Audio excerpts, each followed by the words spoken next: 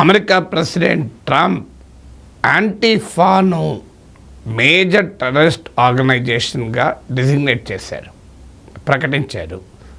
Antifa ANTIFA అంటే anti fascist అని దీని అర్థము. ఈ యాంటిఫాను ఒక పెద్ద తీవ్రవాద సంస్థగా ప్రకటించారు. దాంతో యాంటిఫాతో అసోసియేట్ అయి ఉన్న ఎవరైనా, యాంటిఫాకు ఫండింగ్ చేసేవారైనా చట్టరీత్యా శిక్షకు గురి అవుతారు. సో ఇప్పటిదాకా మనం పెద్దగా వినని పదం యాంటిఫా అని. So what is antifa? What is the debate around him? ఇప్పుడే ఎందుకు ఈ యాంటిఫాపై ట్రంప్ ఈ తీవ్రవాద ముద్ర ప్రకటించారు? ఈ ఎక్స్ప్లెయినర్లోనే మనం చూద్దాం. మొదలుగా యాంటీ ఫాసిస్ట్ మూమెంట్కు చాలా చరిత్ర ఉంది. ఎర్లీ 20th సెంచరీలో యూరప్లో హిట్లర్ అలాగే ముస్సోలిని ఎమర్జ్ అవుతున్న క్రమంలో దానికి కౌంటర్గా కూడా, అంటే ఈ ఫాసిజానికి వ్యతిరేకంగా యాంటీ ఫాసిస్ట్ మూమెంట్స్ చాలా చోట్ల ఎమర్జ్ అయ్యాయి.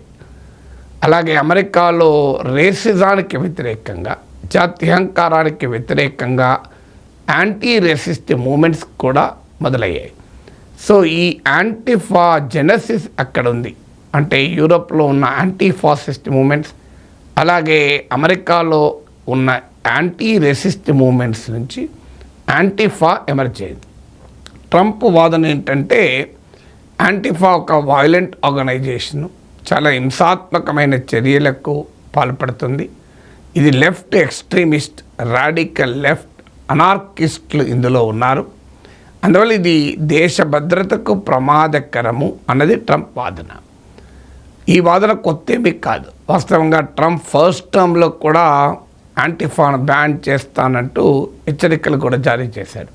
మీకు గుర్తుండే ఉంటుంది, బ్లాక్ లైవ్స్ మ్యాటర్ అని ఒక నల్లజాతీయుడు పోలీస్ బ్రుటాలిటీకి చనిపోతే అందుకు వ్యతిరేకంగా అమెరికాలో పెళ్ళిబికిన నిరసనల సమయంలో కూడా ఈ నిరసనల వెనక యాంటిఫా ఉంది అన్న విమర్శలు వచ్చాయి.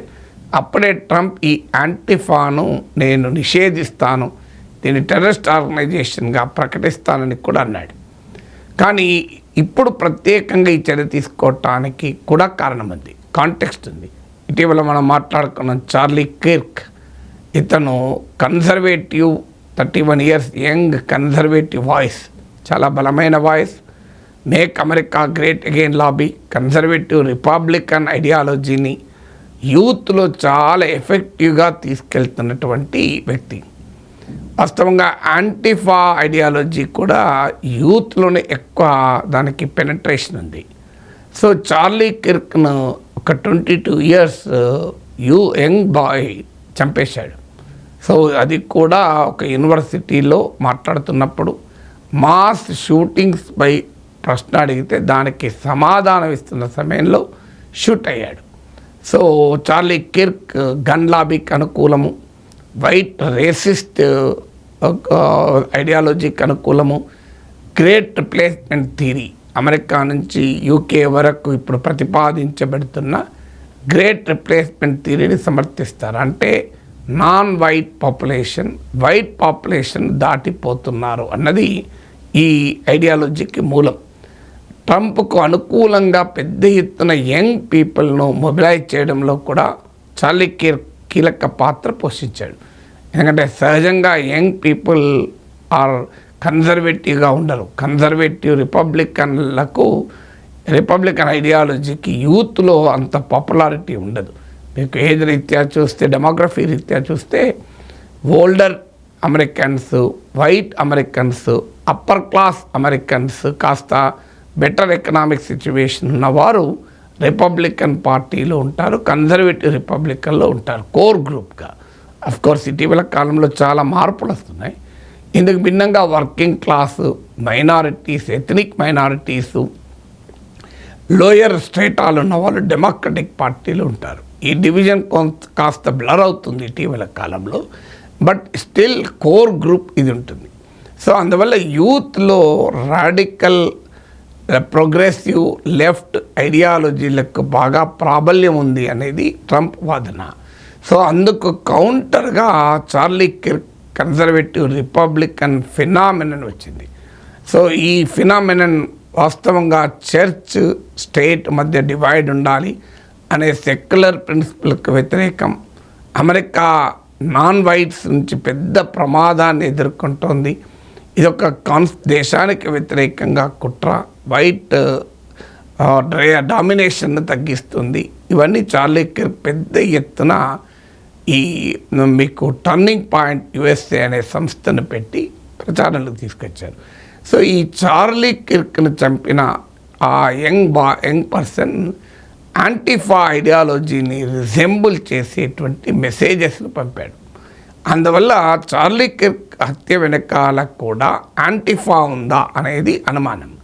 అందుకే ట్రంప్ అప్పుడు బ్లాక్ లైవ్స్ మ్యాటర్ అప్పుడు యాంటిఫా వాళ్ళు చాలా యాక్టివ్గా ఉన్నారని, ఇప్పుడు కూడా ఈ చార్లీ కిర్క్ హత్య వెనకాల అంటే ఫార్ రైట్ కన్జర్వేటివ్ రిపబ్లికన్ల కౌంటర్గా ఈ ఫార్ లెఫ్ట్ ఐడియాలజీ ఎమర్జ్ అవుతుంది. ఇటీవల మనం యూకేలో కూడా చూసాం.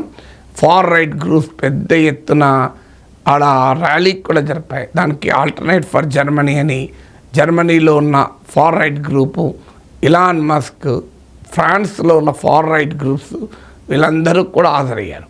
దానికి కౌంటర్గా కూడా మళ్ళీ ర్యాలీ జరిగింది యూకేలో. సో ఈ ఫార్ రైట్ ఐడియాలజీకి రెస్పాన్స్గా ఈ ఫార్ లెఫ్ట్ ఐడియాలజీ ఎమర్జ్ అవుతుంది. ఎర్లీ 20th సెంచరీలో హిట్లర్, ముసోలిని రూపంలో fascist ideology, far right ideology emerge అయినప్పుడే ఈ దానికి వ్యతిరేకంగా కౌంటర్గా ఫార్ లెఫ్ట్ ఐడియాలజీ ఎమర్జ్ అయింది. సో ఆ ఫార్ లెఫ్ట్ ఐడియాలజీకి రిప్రజెంట్ చేసేటువంటి అంటే అతి వామపక్షవాదం లేదా తీవ్ర వామపక్షవాదం. సో దీన్ని రిప్రజెంట్ చేసేదే యాంటిఫా గురించి. యాంటిఫా అంటే ఏంటి అనేది వాళ్ళ ఐడియాలజీ వాళ్ళు చెప్పుకున్నారు. ఇప్పటిదాకా నేను ట్రంప్ ప్రభుత్వం చెప్తుందని చెప్పాను. ఇప్పుడు యాంటిఫా గురించి ఏమనుకుంటున్నారు అంటే మార్క్ బ్రే అని ఇతను Antifa the anti fascist handbook అని ఒక బుక్ రాశాడు. ఇది professor of history. So Mark Bray రాసింది ఏంటంటే యాంటిఫా అనేది ఒక ఆర్గనైజేషన్ కాదు. ఫస్ట్గా మనకు అర్థం కావాలి, it's only an ideology. There is nothing like an organisation. దీనికి ఒక ప్రెసిడెంటు, ఒక హైరార్కియల్ లీడర్షిప్ ఏమీ ఉండదు. ఇందులో మెంబర్షిప్ కూడా ఉండదు. It is a loose network of people. అంటే ఈ ఐడియాలజీని నమ్మి ఈ టాక్టిక్స్ అంటే నిరసనలు తెలపడం, అవసరమైతే పోలీసులతో ఘర్షణ పడడం, ప్రాపర్టీని కూడా డ్యామేజ్ చేయడం, క్యాపిటలిస్ట్ ప్రాపర్టీని డ్యామేజ్ చేయాలని. సో ఈ టాక్టిక్స్ను, ఈ ఐడియాలజీని నమ్మే కొంతమంది వ్యక్తుల బృందాలు ఇవి.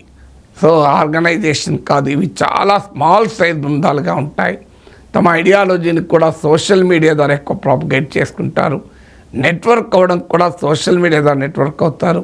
వీళ్ళ ప్రొటెస్ట్లకు కూడా వివిధ ప్రాంతాల నుంచి ఒకేసారి మీద పడతారు. బ్లాక్ డ్రెస్ వేసుకుంటారు, బ్లాక్ మాస్క్ పెట్టుకుంటారు.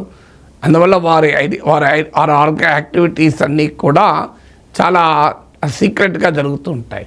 సో ఇదేమి డెమోక్రటిక్ పార్టీ లాగా లేదా ఇంకో పార్టీ లాగా ఒక ఆర్గనైజ్డ్ గ్రూప్ కాదు, విజిబుల్ గ్రూప్ కాదు. సో అందువల్ల ఒక రకంగా సెమీ అండర్ గ్రౌండ్ లాగా పనిచేస్తూ ఉంటారు. ఇది మార్క్ బ్రే చెప్పేది. మార్క్ బ్రే వాదన ఏంటంటే వీళ్ళు ఎసెన్షియల్లీ సెల్ఫ్ డిఫెన్స్. అంటే ఫార్ రైట్ గ్రూపుల నుంచి మైనారిటీస్ను, ఎథనిక్ మైనారిటీస్ను, మార్జినలైజ్డ్ సెక్షన్స్ను, వైట్ రేసిజం నుంచి, ఫార్ రైట్ నుంచి, అథారిటేరియనిజం నుంచి అంటే నిరంకుశ నేతల నుంచి, ఫార్ రైట్ ఐడియాలజీ నుంచి కాపాడడం కొరకు ఒక సెల్ఫ్ డిఫెన్స్గా మాత్రమే యాంటిఫా పనిచేస్తుందని మార్క్ బ్రే అంటారు. కానీ యాంటిఫాను అపోజ్ చేసేవారు మాత్రం ఇది వైలెంట్ యాక్టివిటీస్కి పాల్పడుతుంది అని. సో ట్రంప్ ఎమర్జెన్స్తో యాంటిఫా మరింతగా బలపడింది. ఎందుకంటే ట్రంప్ వైట్ రేసిస్ట్ కాన్స్టిట్యున్సీని అడ్రస్ చేస్తూ మేక్ అమెరికా గ్రేట్ అగైన్ అంటే విమర్శకులు చెప్పేది make white great again, make American white again అని. మేక్ అమెరికన్ గ్రేట్ అగైన్ అంటే మేక్ అమెరికన్ వైట్ అగైన్ అసలు ఉద్దేశం అని. అందువల్ల ఈ వైట్ రేసిజానికి వ్యతిరేకంగా అథారిటేరియనిజం, నిరంకుశ స్ట్రాంగ్ మ్యాన్ టాక్టిక్స్కి వ్యతిరేకంగా కూడా ఈ యాంటిఫా ఎమర్జ్ అవుతుంది కనుక ట్రంప్ వచ్చాక యాంటిఫా యాక్టివిటీస్ కూడా పెరిగాయి. సో అందువల్ల యాంటిఫాను నిషేధించాల్సి వచ్చింది అనేది ట్రంప్ వాదన.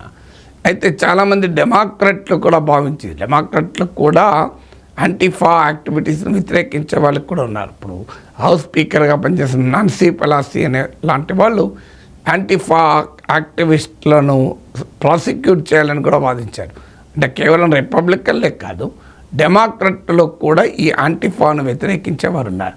కానీ కొంతమంది డెమోక్రట్ల వాదన ఏంటంటే ఇది ట్రంప్ లాంటి పాలకులు, ఫార్ రైట్ వింగ్ పాలకులు ఒక ప్రజాస్వామిక నిరసనల్ని అణిచివేయడానికి, డెమోక్రటిక్ ప్రొటెస్ట్లను అణిచివేయడానికి, సివిల్ రైట్ యాక్టివిస్టులను, సివిల్ లిబర్టీస్ యాక్టివిజాన్ని అణిచివేసటానికి డెమోక్రట్లను, ప్రభుత్వాన్ని ప్రశ్నించే ప్రతి ఒక్కరిని, పౌర హక్కుల కొరకు నిలబడే ప్రతి ఒక్కరిని, లిబరల్స్ను అందరినీ కూడా ఈ యాంటిఫా పేరు చెప్పి నిర్బంధం విధిస్తారన్నది వాదన.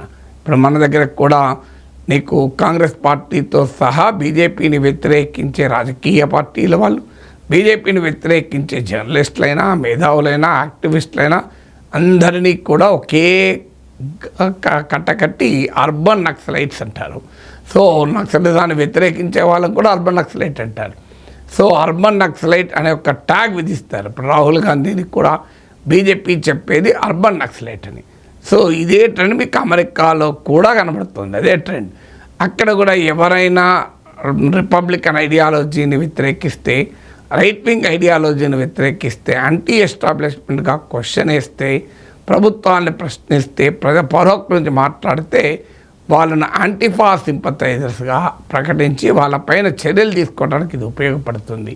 అంటే పౌర హక్కుల్ని అణచివేయడానికి ఇది ఉపయోగపడుతుంది అనేది కొంతమంది డెమోక్రట్ల వాదన. ఇక మరో వాదన ఏంటి, ఇది లీగల్గా నిలబడుతుందా అని. ఎందుకంటే యాంటిఫాను మేజర్ టెర్రరిస్ట్ ఆర్గనైజేషన్గా ట్రంప్ ప్రకటించాడు. అసలు యాంటిఫా అనే సంస్థ ఉంటే కదా ప్రకటించేది అని. యాంటిఫా ఒక సంస్థ కాదు, దానికి ఎక్కడ కార్యాలయాలు ఉండవు, దానికో నాయకుడు ఉండడు, దానికో నిర్మాణం ఉండదు, దానికో ఒక హైరార్కియల్ సెటప్ ఏముండదు. ప్రెసిడెంటు జాతీయ స్థాయిలో, రాష్ట్ర స్థాయిలో దానికి ఆఫీస్ బేరర్స్ ఏమీ ఉండదు. It is only an ideology.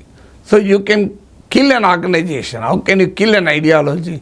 ఆ ఐడియాలజీ పర్మిటెడ్ అవుతుంది, పెనట్రేట్ అవుతుంది, దానికి అనుకూల కండిషన్స్ ఉన్నప్పుడల్లా అవుతుంది.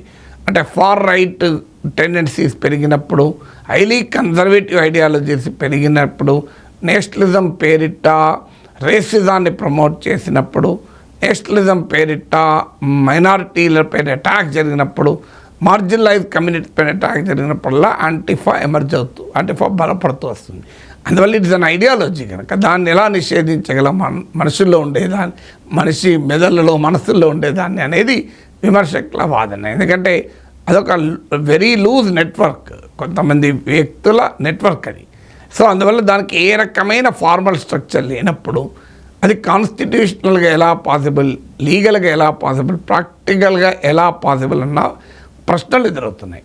ఆ ప్రశ్నలతో పాటు ఎవరినైనా ప్రభుత్వాన్ని ప్రశ్నించే వారందరినీ కూడా గంపగుత్తగా ఈ యాంటిఫాలో కోటాలో వేసేసి వారిపైన నిర్బంధాన్ని విధించడానికి ఇది ఎక్కడ ఉపయోగిస్తారో అన్న ఆందోళన కూడా సివిల్ రైట్స్, హ్యూమన్ రైట్స్ యాక్టివిస్టుల నుంచి వస్తుంది.